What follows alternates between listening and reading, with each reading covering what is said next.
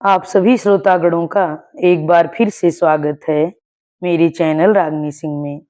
आइए आज सुनते हैं मालती जोशी जी द्वारा लिखी एक लघु कथा जिसका शीर्षक है ऋणानुबंध। तो चलिए शुरू करते हैं लघु उपन्यास ऋणानुबंध। किल्लोल की मखमली पृष्ठभूमि में किस मधुर प्रेमालाप की प्रतीक्षा करती हुई मैं हथेलियों से घास को सहला रही थी कि सुना प्रतिमा क्षण भर को जैसे हृदय धड़कना ही भूल गया। प्रतिमा, भाई कितने हैं तुम्हारे? सारी इंद्रधनुषी कल्पनाएं क्षण भर को जैसे सहम कर रह गईं। पर इसी प्रश्न को सूत्र रूप में जानकर मैंने हौले से कहा, 3 हैं। 3 कौन कौन से हैं? प्रवीण और प्रसाद को तो देखा है, तीसरा प्रदीप है, इन दोनों के बीच का। उसे तो देखा नहीं कभी, यहाँ नहीं रहता क्या? वह नर्सिंग होम में है। नर्सिंग होम में? क्यों, बीमार है क्या? कुछ देर चुप रही मैं, फिर धीरे से कहा, बीमार तो नहीं है, मेरा मतलब है वह शुरू से ही ऐसा है। कैसा? मेरा मतलब है विकलांग है, उठ बैठ नहीं सकता। अरे, क्या पोलियो हो गया था? कहा न, शुरू से ही ऐसा है, बोलता भी नहीं है। मेंटली ठीक है? मैंने नकारार्थक सिर हिला दिया। मुझे अब खीज हो रही थी। तुम्हारी फैमिली में और भी ऐसा केस है कोई? नहीं, लेकिन आप यह सब क्यों पूछ रहे हैं? मैंने चिढ़कर कहा। इसलिए कि मैं डॉक्टर हूँ, उन्होंने सपाट स्वर में उत्तर दिया। लेकिन सवाल तो आप वकीलों के से कर रहे हैं। हाँ, मैं अपनी शंकाओं का समाधान चाहता हूँ, मैं कोई रिस्क नहीं लेना चाहता। लेकिन इन सारी शंकाओं की तो अब गुंजाइश ही नहीं रही। आपको चाहिए था सारी बातें पहले ही पूछ लेते। लेकिन पहले पता जो नहीं था कि तुम्हारा एक और भाई है। अब तो पता लग गया ना? मैंने कहा और उठकर खड़ी हो गई। रोज से मेरा सारा बदन कांप रहा था। किल्लोल पार्क की उस घूरती हुई भीड़ के बीच उन्हें भौचक अकेला छोड़कर मैं बाहर चली आई। एक स्कूटर रिक्शा रोका और सीधे घर की ओर चल दी। अरे, डॉक्टर साहब नहीं आए? रिक्शा की आवाज सुनकर प्रसाद फाटक के बाहर आ गया था। तुम अकेली लौटी हो दीदी? क्यों, मैं अकेली आ नहीं सकती क्या? मैंने तुनक कर कहा और सीधी चलकर कमरे में पहुंची। अपने कमरे का एकांत पाते ही मेरा सारा आवेश ठंडा पड़ गया। मैंने पर्स एक ओर फेंका और पलंग पर निढाल होकर पड़ गई। पम्मी, ओ पम्मी, चाची न बुलाती तो पता नहीं मैं कितनी देर यूं अंधेरे में मुंह छिपाए पड़ी रहती। मनोज कब आने को कह गए हैं? उन्होंने कमरे का स्विच ऑन करते हुए पूछा। मुझे क्या मालूम, मैं कोई उनकी पीए हूँ? तो उनकी कौन हुए सो तो हमें मालूम है। मेरे कसैले स्वर को अनसुना करते हुए उन्होंने मेरे सिर पर एक हल्की चपत लगाते हुए कहा, लेकिन अब यह बता कि इस घर का टाइम टेबल उन्हें समझा दिया कि नहीं? तेरे पापा आधा घंटा से घर सिर पर उठाए हुए हैं। घड़ी में देखा 8:30 हो रहे थे और पापा को अगर 8 बजे खाना लगा न मिले तो बस प्रलय हो जाता है। पापा को खिला दो आप लोग। वाह, खिला कैसे दें? जमाई पहली बार खाने पर आ रहा है, तो फिर जो मर्जी आए करो, मैंने कहा और मुंह फेर कर लेट गई। क्या कह रही है? अम्मा पीछे पीछे कमरे में आ गई थी और चाची से पूछ रही थी। कुछ भी तो ढंग से बता नहीं रही वह। क्या पता क्या बात हो गई है। आई है जब से यहीं अंधेरे में लेटी है। मैंने आकर बत्ती जलाई है, चाची ने बतलाया। लड़ाई तो नहीं कराई भगवान? अम्मा बोली। इसी से मैं मना कर रही थी कि घूमने घामने मत भेजो। इतना बड़ा घर था यहीं कहीं बैठकर बोल बतिया लेते, लेकिन जी जी पहले खाने का इंतजाम देखो, चाची ने कहा और अम्मा को खींचकर बाहर ले गईं। ड्राइंग रूम से पापा की गरजती आवाज सुनाई दे रही थी। प्रवीण कहाँ है? उससे कहो उनके फूफा जी के बंगले पर फोन करे। It is all nonsense. वक्त की तो इन छोकरों के लिए कोई कीमत ही नहीं है। सुनो भाई, मैं साफ कह देता हूँ, आज पहला दिन था, इसीलिए जब्त कर गया। आगे से यह जंजाल मुझसे नहीं होगा। मेरा सारा प्रोग्राम अपसेट हो गया। यह आखिरी वार्निंग अम्मा के लिए थी, जो ढेर के ढेर पकवान बनाकर प्रतीक्षा में बैठी थी। मनोज को खाने पर बुलाने का प्रस्ताव उनका ही था, इसलिए पापा का गुस्सा भी उन्हीं पर उतर रहा था। पापा, वे तो शाम की बस से नागपुर लौट गए, भाई ने आकर सूचना दी। नागपुर लौट गए? At least she should have the courtesy. हम लोगों को खबर तो कर सकता था कम से कम। पापा का पारा चढ़ने लगा था। कोई काम आ गया होगा, अम्मा ने अपने सहज शांत स्वर में कहा, और डाइनिंग टेबल पर बर्तनों की खनखनाहट सुनाई देने लगी। पापा का गुस्सा कम करने का यही एक तरीका था। पम्मी चल खाना खा ले, चाची ने आकर मुझे झकझोरा। मुझे भूख नहीं है। भूख तो काहे की होगी, लेकिन दही बड़े बनाए हैं, चल थोड़ा सा चख ले। उन्होंने मुझे गुदगुदाते हुए कहा।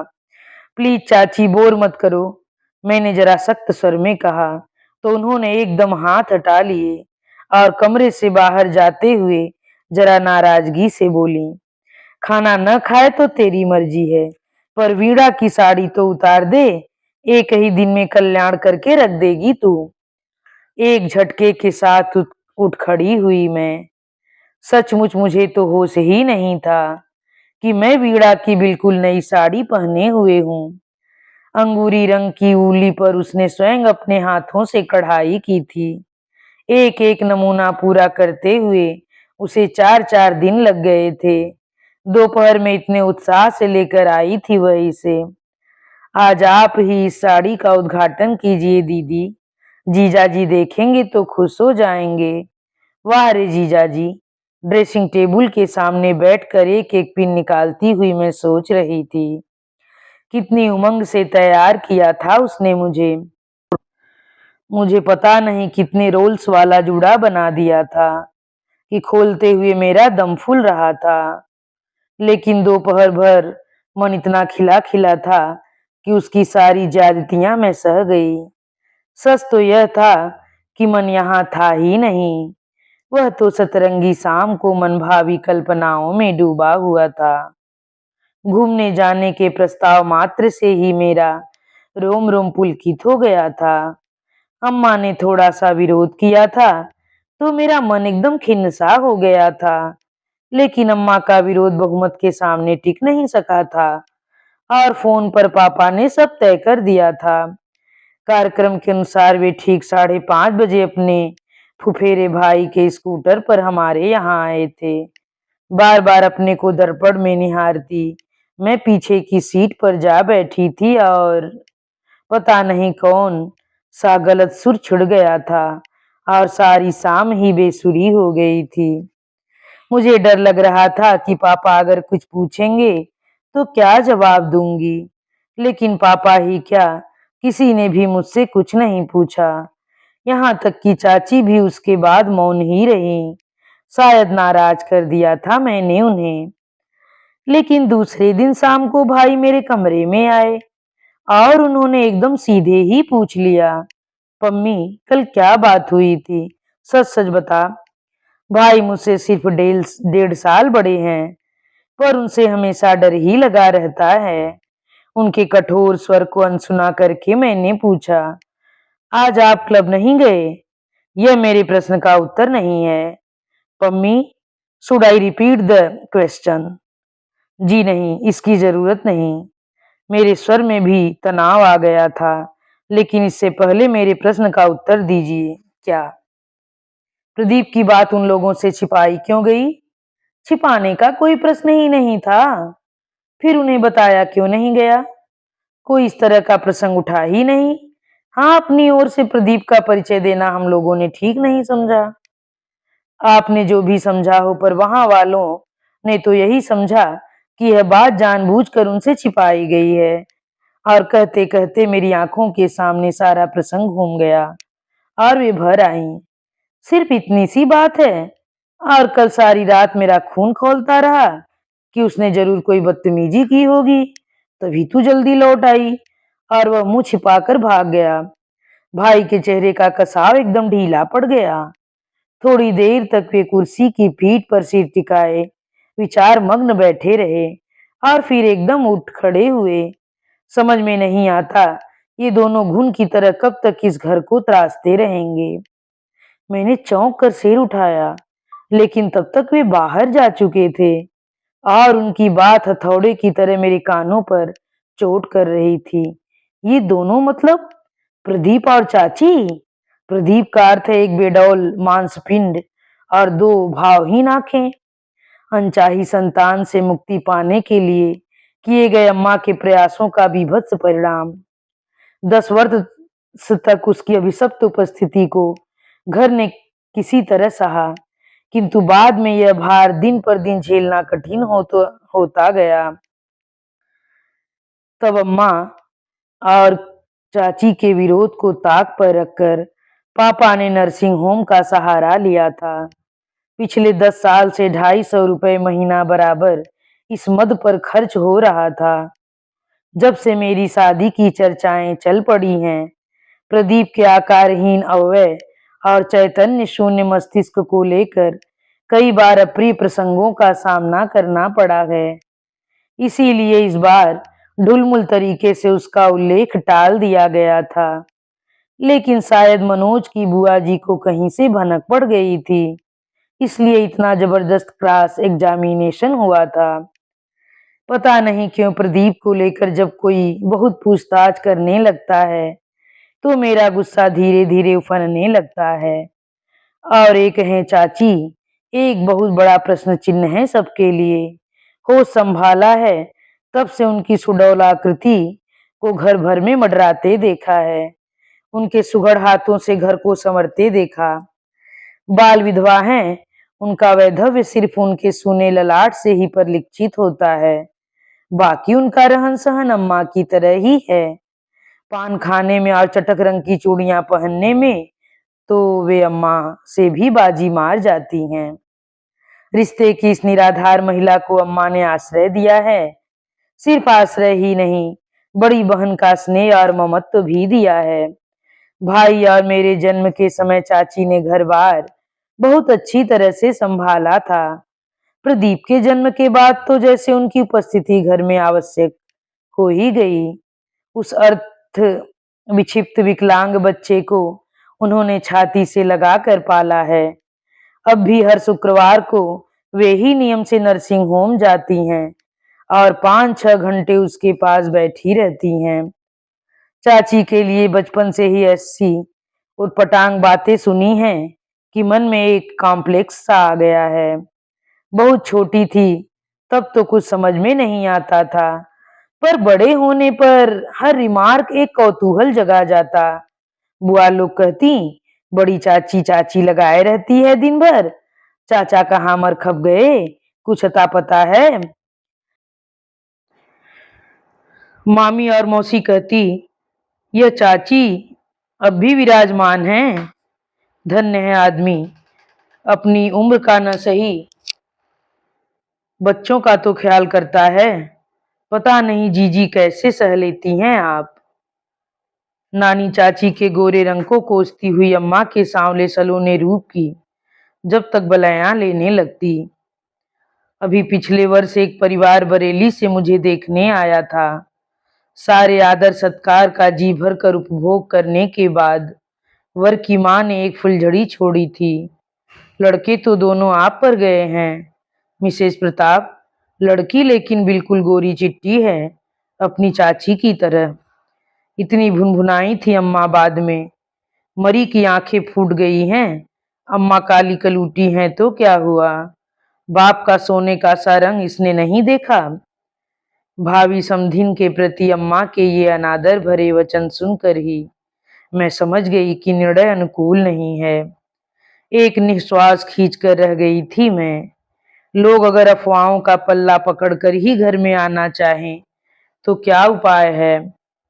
असमंजस और उलझन भरी ये स्थितियां पल भर को मन उदास कर जाती, परंतु घर के भीतर पांव देते ही चाची का एक ही रूप याद रहता, उनका स्नेहमय रूप, जो लाड़ दुलार उनसे मिला, जो साज संभाल उन्होंने की, उसे यूं ही भुलाया नहीं जा सकता।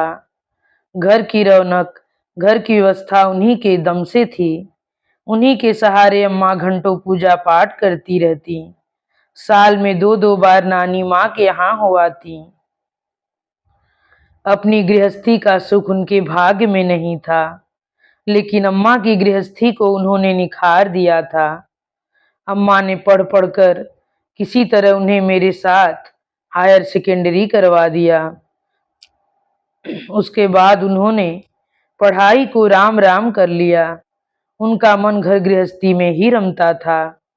चाची और प्रदीप दोनों ही हमारे बहुत अपने थे, फिर भी ये हमारे वीक पॉइंट्स थे। इनका प्रसंग छिड़ते ही हम लोग तिलमिला जाते थे और इन प्रसंगों से बचने का कोई उपाय नहीं था। दोपहर के सन्नाटे को चीरती हुई कॉल बेल बज उठी। प्रसाद ने जाकर दरवाजा खोला और मेरे पास आकर फुसफुसाया, भाभी आई हैं। कौन भाभी? वही सामने वाली। तेरा दिमाग तो नहीं चल गया? मैंने बुरी तरह डांटा। दिमाग चलने जैसा इसमें क्या है? जब हम नागपुर वालों को जीजाजी कह सकते हैं तो। मैंने तकिया खींचकर उसे दे मारा। बचने की कोशिश में वह भागा और वीणा से बुरी तरह टकरा गया। शारी कहते हुए दोनों बहुत देर तक असमंजस में खड़े रहे और फिर प्रसाद बाहर चला गया। आओ वीणा, मैंने भरसक निरुत्साह जतलाते हुए कहा। तबीयत ठीक नहीं है दीदी? उसने स्वर में मिश्री घोलते हुए पूछा। नहीं, ऐसा कुछ खास नहीं है। गर्मी की दोपहर में वैसे ही सुस्ती छाई रहती है। जीजाजी गए? इतना गुस्सा आया कि एक तकिया इसे भी दे मारूं। साड़ी पसंद आई आपको? साड़ी? ओह, वह तुम्हारी साड़ी न। दरअसल उसे प्रेस करवाऊं या नहीं, इसी पसोपेश में अब तक पड़ी रही, लौटा नहीं पाई। हाय, लौटाने की ऐसी क्या जल्दी है दीदी? मैं तो बल्कि कह रही थी ललिता दीदी की शादी में भी इसे पहन डालिए। मेरा पूछने का मतलब यह नहीं था। मैंने पूछने का मतलब नहीं जानना चाहा। उसी ने बताया, हम लोग उस दिन सुपरमार्केट से 4 पीसेज लाए थे ना। 2 तो सिटी में जरी एम्ब्रॉयडरी के लिए दे दी है, एक पर गोटे के फूल टांकने हैं। केसरिया वाली साड़ी थी ना, अम्मा जी बोली इस पर तुम्हारी वाली बेल काट देना। कौन सी केसरिया साड़ी? मैंने आश्चर्य से पूछा। वह तत्परता से उठी और अम्मा के कमरे से वह साड़ी उठा लाई। उसका अधिकार पूर्ण आचरण देखकर मैं दंग रह गई। लगता है मेरे दहेज का सामान तुम्हारी ही देखरेख में तैयार हो रहा है, मैंने व्यंग किया। पर वह बेवकूफ लड़की से समझी ही नहीं, उल्टे शर्म से लाल पड़ गई। अपनी उबासी को रोकते हुए मैंने कहा, तुम बैठो वीणा, मैं चाय बना लाऊं। मैं बना लाती हूँ, आप बैठिए। आप तो अब हमारी मेहमान हैं, उसने जबरदस्ती मुझे बिठाते हुए कहा। फिर दरवाजे तक जाते हुए रुकी और पूछा, अम्मा जी, लोग नजर नहीं आ रही? वे लोग प्रदीप को देखने गई हैं। लेकिन आज तो सोमवार है। प्रदीप को बुखार आया है, सुबह नर्सिंग होम से फोन आया था। ओह, पल भर को उसका चेहरा व्यथा से भीग उठा। उसकी सलज्ज हंसी धुंधली सी पड़ गई। क्या पागल लड़की है, मैंने सोचा। इस घर के सुख दुख के साथ इसने अपने को कैसे जोड़ लिया है। तुम्हारी बहू रानी आई थी दोपहर में, हम लोग को चाय वाय बनाकर दे गई। शाम को मैंने अम्मा को छेड़ा, कौन वीणा आई थी? सच बड़ी समझदार और प्यारी लड़की है। बड़ी लिफ्ट दे रखी है तुमने अम्मा। तुम्हारे कमरे में बड़े मजे से घुसकर साड़ी वाड़ी निकाल लाई वह। मैंने तनिक सी तीखे स्वर में कहा। लेकिन अम्मा तो जैसे भाव विभोर हो गई। अरे सब उसी के हाथ का रखा हुआ है। आ जाती है तो मुझे कोई काम करने थोड़े ही देती है। मेरी समझ में तो अम्मा उसे दो ही काम आते हैं। एक तुम्हारे आगे पीछे घूमना और दूसरे बात बात पर शर्माना। लेकिन कुछ लोगों को तो यह भी नहीं आता। प्रसाद पता नहीं कहाँ से टपक पड़ा था। एक आप हैं, जरा सा कोई छेड़ दे तो काटने को दौड़ती हैं। आई एम द श्योर, देवर नंदों के बीच तुम बड़ी जल्दी पॉपुलर हो जाओगी। टेबल मैट को उंगलियों में फंसा कर घुमा रही थी मैं। वही मैंने प्रसाद को फेंक मारी, पर चाची ने बीच में ही उसे लपक लिया और दोनों को घुड़क दिया। यह क्या बचपना करते हो तुम लोग? प्रसाद जब हंसता हुआ दूसरे कमरे में चला गया तो चाची बोली, जीजी, कभी कभी मुझे भी लगता है तुम प्रवीण के साथ अन्याय कर रही हो। यह लड़की जरा भी उसके लायक नहीं है। तो मैंने क्या बात पक्की ही कर दी है? अम्मा खीजी। तब तो यह वीणा के साथ भी अन्याय है। भोली भाली लड़की है, बेचारी का दिल टूट जाएगा। मैंने चौंक कर चाची की ओर देखा। कितनी दर्द में डूबी आवाज थी उनकी। उनका उतरा हुआ चेहरा देखकर जैसे कुछ याद आया। प्रदीप की तबीयत कैसी है? मैंने पूछा। चाची उठकर अपने कमरे में चली गई। अम्मा ने ही धीरे से बताया, रात बुखार हो आया था, पैरों पर भी सूजन आ गई है। एकदम क्या हो गया? क्या हो गया यह तो वही जाने। उन्होंने आकाश की ओर हाथ उठाकर कहा, वैसे डॉक्टर कह रहे थे गर्मी के कारण हुआ है। उस रात माहौल बड़ा उदास रहा। पापा हम भाई बहनों को लेकर प्रदीप को देखने गए थे। बुखार तो कम हो गया था, पर सूजन तब भी थी। बड़ी मुश्किल से प्रसाद को वहां सोने की अनुमति मिल पाई।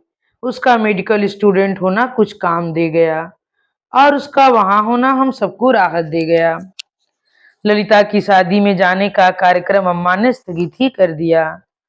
मुझे भाई के साथ भेजने का विचार था उनका, पर शादी और सगाई के बीच की असमंजस स्थिति में कहीं भी जाने का मुझ में उत्साह नहीं रह गया था। चाची बेचारी कहती रही, जीजी, यहाँ पर मैं तो हूँ, 2 दिन के लिए ही सही तुम हो आओ। भाई साहब के एक ही तो लड़की है, जिंदगी भर को उलाहना रह जाएगा। लेकिन 2 दिन बाद जब प्रदीप की अवस्था बिल्कुल सामान्य हो गई, तभी अम्मा ने घर के बाहर पैर दिया। मामा जी ने बार बार लिखा था कि मेरे कोई काम करने वाला नहीं है, तुम्हारे दोनों लड़कों को ही सब संभालना है। लेकिन तब भी प्रसाद हमारे साथ नहीं आ सका। फाइनल था उसका और अगस्त में परीक्षा थी। भाई को भी बड़ी मुश्किल से राजी किया जा सका। शादी ब्याह की भीड़ भाड़ से हम भाई बहनों को एलर्जी सी है। लेकिन अम्मा का हर बार डांट पिला देती हैं कि तुम लोग इस तरह करोगी तो कल को तुम्हारे यहाँ कौन आएगा। भाई घर से तो बड़े बेमन होकर चले थे, पर उनकी सारी उदासी इलाहाबाद में पहुंचते ही काफूर हो गई।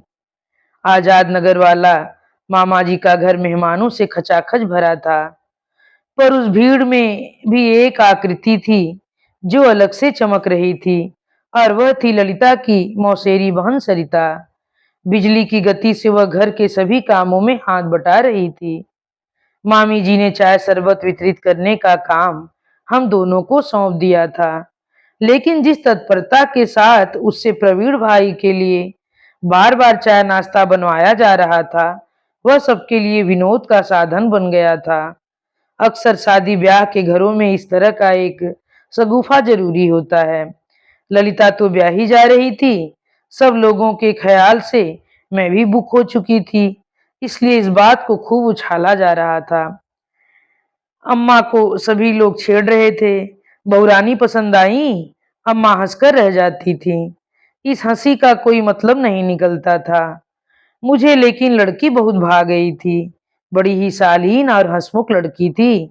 संस्कृत में एमए थी, पर ढोलक पर बन्नी भी उतनी ही तन्मयता से गाती थी। कुछ चेहरे ऐसे होते हैं जो सौंदर्य की रूढ़ परिभाषा में फिट नहीं बैठते, लेकिन फिर भी आंखों को बांध लेते हैं। भाई की ओर तो देखकर लगता था कि सरिता ने उनका भी मन बांध लिया है। शादी के 100 कामों के बीच भी भाभी जी इस योजना को आगे बढ़ाने का कुछ न कुछ बहाना ढूंढ ही लेती। मुझे विश्वास हो गया था कि भोपाल लौटने से पहले औपचारिक प्रस्ताव सामने जरूर आएगा, और मेरा अंदाज बिल्कुल सही निकला। विदा के दूसरे ही दिन की बात है। घर एकदम उदास लग रहा था। जिसे जहां जगह मिली थी, सब लोग लेट गए थे और अपनी थकान मिटा रहे थे। लेकिन कोने वाले कमरे में बैठी मैं मुड़े तुड़े कपड़ों को सूटकेस में ठूसने का असफल प्रयास कर रही थी, और हमें लौटना जरूरी था। अम्मा गर्मी से बेहाल नंगे फर्श पर लेटी आंचल से पसीना सुखा रही थी। भाई एक छोटी सी नोटबुक में सारा हिसाब दर्ज कर रहे थे जो उन्होंने खर्च किया था। तभी मामा जी आकर अम्मा के पास बैठ गए और बोले, तो जीजी क्या तय किया? किस विषय में? अम्मा ने अचकचाकर पूछा। सरिता के लिए पूछ रहा हूँ, तुम्हें पसंद है? मेरी पसंद से क्या होता है? प्रवीण से, प्रवीण के पापा से तो पूछ लो। प्रवीण को मुझ पर छोड़ दो, तुम अपनी कहो। तुम्हारी राय हो तो फिर प्रवीण के पापा की हिम्मत नहीं है कि न कर दें। प्रवीण को पसंद है, उसी से पूछ लो, मामा जी ने कहा।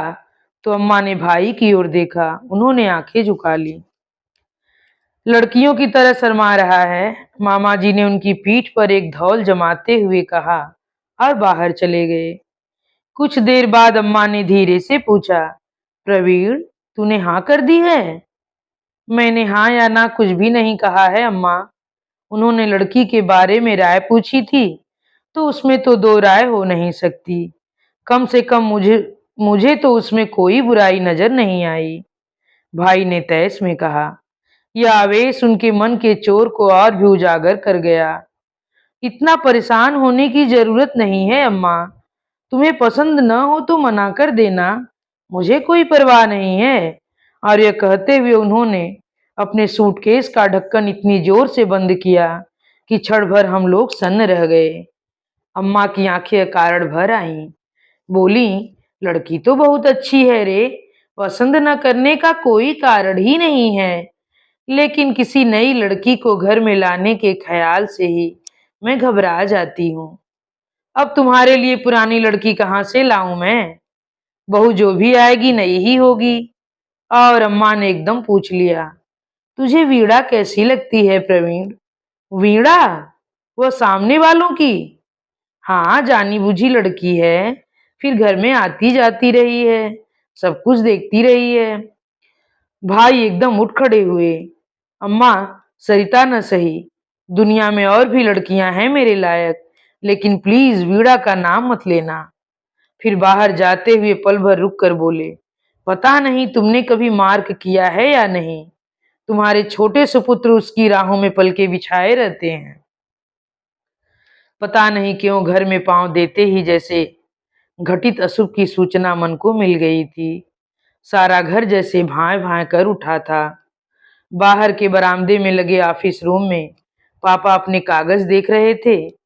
बिना छुट्टी के, बिना बीमारी के पापा का घर में रहना ही जैसे सब कुछ बता गया था। चश्मा उतार कर उन्होंने एक बार हम लोगों की ओर देखा और फिर अपने ब्रीफ्स देखने लगे। उनका यह गहन मौन भी चौंका देने वाला था। तब तक आहट पाकर प्रसाद भी बाहर आ गया था। उसने मेरे और अम्मा के हाथ से सामान ले लिया और चुपचाप उसे भीतर ले गया। उसकी चुप्पी उसके घर में होते हुए रेडियो की चुप्पी भी किसी अनहोनी की ओर ही संकेत करते हैं।